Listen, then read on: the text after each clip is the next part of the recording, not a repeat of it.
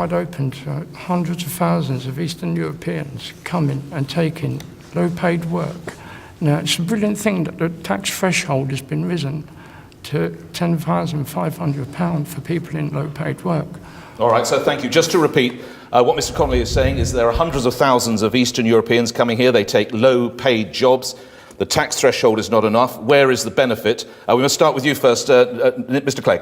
Well, clearly, the point that you're referring to, John, is incredibly important. And it's a very emotive issue, this, about people coming in and out of our country. And indeed, of course, many Brits, about 1.5 million Brits who live elsewhere in the European Union. And we've got to get the rules right. That's why the government, this government, has significantly tightened up the rules. That's why, for instance, I want to restore exit checks at our border so we count people out as well as we count them in. People can't just come here to claim benefits, for instance. Yes, come if you want to try and work. Come if you're really going to make a contribution, if you're going to play by the rules, but you can't simply receive benefits, no questions asked the first day. That's why we've changed the rules. But let's remember, of all the new jobs created over the last year or two, 9 out of 10 of those new jobs have gone to British workers. Let's remember that actually people who come to our country, they create wealth, they pay taxes, they help sustain our NHS. If we were simply to pull up our drawbridge, we would destroy jobs for everybody in this country. And that is not something I'm prepared to see happen. All right, we'll come to you in a second. Thank you. Nigel Farage. Well, I love it. Nick says he wants to get the rules right.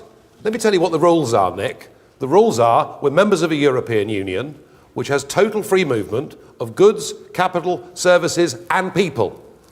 And that may have been okay when we were in with countries, you know, like the Netherlands and France and Germany with roughly similar living standards and hospitals and primary schools. What we've done is we've let in countries that were trapped behind the Iron Curtain for years. Romania, for example, where the minimum wage is 1/9 of what it is in this country. And we have a total open door, unconditionally, to 485 million people, and they are the rules of the European Union. And you cannot be allowed to get away with saying you want to get the rules right by putting in these weasel words about benefits. This gentleman who's asked the question, John, he's not talking about benefits. He's talking about the fact that for hundreds of thousands of people working in trades like the building industry, 5 seconds, Mr. we've had a massive oversupply of labour, and you've seen your wages go down over the last 10 years as the cost of living has gone up, and that is not fair on working people in this country. Mr. Clegg actively shaking his head. Mr. Clegg. I understand, John, as I say. This is an issue which creates great anxiety. People are unsettled by the whole immigration. I understand that. But we have to have this debate on the basis of facts. And what you've just heard from Nigel Farage is simply not true. I've got here a leaflet from Nigel Farage. Can I just finish the point? This is a leaflet that Nigel Farage's party distributed in the recent Eastleigh by-election. You may remember it. It says here that 29 million Romanians and Bulgarians may come to this country. There aren't even 29 million Romanians and Bulgarians living in Romania and Bulgaria. It is simply not true. So,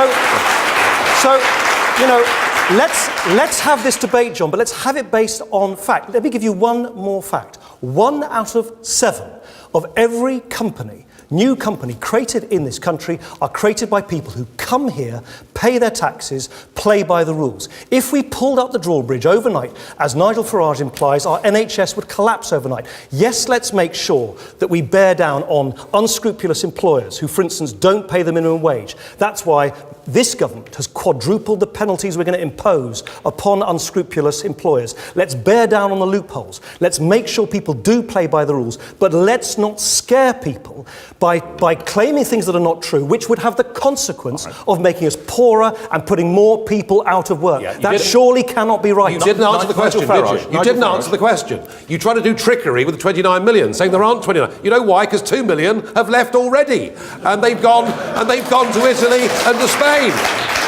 Nick, you didn't answer the basic question. I'm not claiming 29 million people have the right to come to Britain. Yes, you do. I'm claiming 485 million people have the total unconditional right to come to this country if they want to. And I think you're quite right. You're quite right. The fact is, if we're members of the European Union, we have the complete free flow of people. Are you denying that? Yes, it is not unqualified. You are denying it is that. not the case that anyone can move to this country and simply claim benefits, simply Didn't live mention here. benefits. You keep doing benefits. We're talking about the free movement of people and the ability in John's industry to get a job. Could I try and...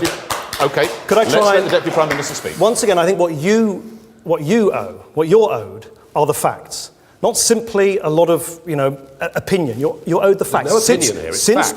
Since 2004, about 2 million people from elsewhere in the European Union have come to our country. About half of them have returned. At the same time, there are 1.5 million Brits who live elsewhere in the European Union. So really the question is I think Nigel Farage needs to provide you with an answer. If we do pull the drawbridge up, we simply say, no one else allowed, put up that sign at the cliffs of Dover. What happens to the 1.5 million Brits who are elsewhere? What happens to the businesses? What happens to the British jobs that are dependent on people coming to this country? And don't just believe me. Listen to the people who employ thousands upon thousands of British citizens in this country who say that if we turn into a closed country rather than an open one, we will be poorer and we will have higher unemployment. And I'm not prepared to see anyone lose their job on the altar of Nigel Farage's anti-European dogma. All right, gentlemen, just pause for a moment. Thank you.